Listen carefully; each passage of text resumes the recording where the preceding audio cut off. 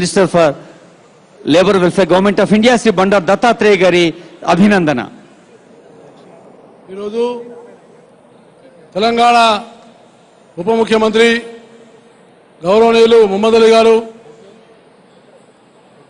Telangana home minister పెద్దలు శ్రీ నాయన నరసింహారెడ్డి గారు, తెలంగాణ ఐటీ మరియు మిగతా పరిశ్రమల శాఖ మంత్రి తారక రామారావు గారు, ట్రాన్స్పోర్ట్ శాఖ మంత్రి మైపాల్ రెడ్డి గారు, పార్లమెంట్ సభ్యులు, శాసనసభ్యులు, కౌన్సిలర్స్ మరియు మన హైదరాబాద్ యొక్క మేయర్, ఈనాడు మనందరికీ కేంద్ర బిందువుగా ఆకర్షణగా ఉన్నటువంటి ఒలింపిక్ ఛాంపియన్గా భారతదేశం యొక్క కీర్తి ప్రతిష్టను నిలిపినటువంటి ఒక సింధు గారు మరియు ఆమె గురువర్యులు శ్రీ గోపీచంద్ గారు, అలాగే వాళ్ళ తల్లిదండ్రులు రమణ గారు, విజయ్ గారు, మిగతా అనేక మంది క్రీడాకారులు, విద్యార్థులు, విద్యార్థినులు, పత్రికా మిత్రులు అందరూ కూడా ఈరోజు చాలా సంతోషమైన దినం. ఎందుకంటే మన మధ్యలో భారతదేశంలో 70 సంవత్సరాల యొక్క స్వతంత్రం జరుపుకుంటుంటే ప్రపంచంలో రియోలో ఒలింపిక్ యొక్క ఆటలు జరిగినాయి. ఈ ఆటల్లో నిజంగా మనం చాలా గొప్పగా గర్వించుకోదగినటువంటి విజయం ఏంటంటే ముగ్గురు ఆడబిడ్డలు మనకు దేశ ప్రతిష్ట నిలిపి భారతదేశం యొక్క గౌరవాన్ని నిలిపినటువంటి దానిలో ముగ్గురు ఆడబిడ్డలే.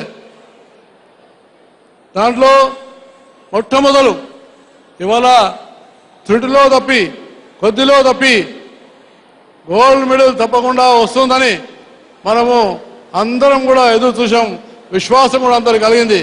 కానీ పోరాడి ఒక అద్వితీయమైనటువంటి చక్కటి ప్రావీణ్యంతో మంచి చతురతోటి భారతదేశాన్నే సంపూర్ణంగా చమత్కరించినటువంటి మహిళ ఇవాళ సోదరిమణి సింధు గారని నేను మీకు హృదయపూర్వకంగా ధన్యవాదాలు తెలియజేస్తున్నాను. మన త్రివర్ణ పతాకాన్ని ప్రపంచంలో ముఖ్యంగా మన దేశంలో ఆనాడు ఆమె ఫైనల్లో పోటీ పడుతున్నప్పుడు అందరూ కూడా టీవీల్లో అతుక్కొని ఉన్నారు. ఎక్కడ చూసినా కూడా టీవీలలో పిల్లలందరూ కూడా వెతికి చూస్తూ ఉన్నారు. తప్పకుండా విజయం సాధించారు. గోల్డ్ రాకపోయినా మీరు భారతదేశంలో బంగారుగానే నిలబడాలని నేను మీకు హృదయపూర్వకంగానే ధన్యవాదాలు తెలియజేస్తున్నాను.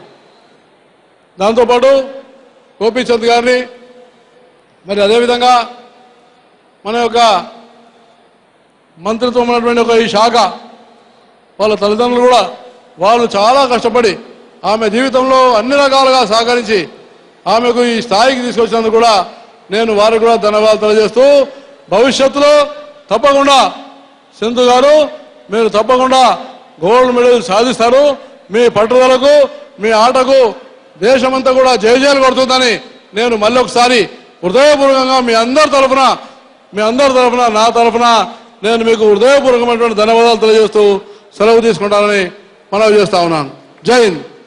Thank you sir.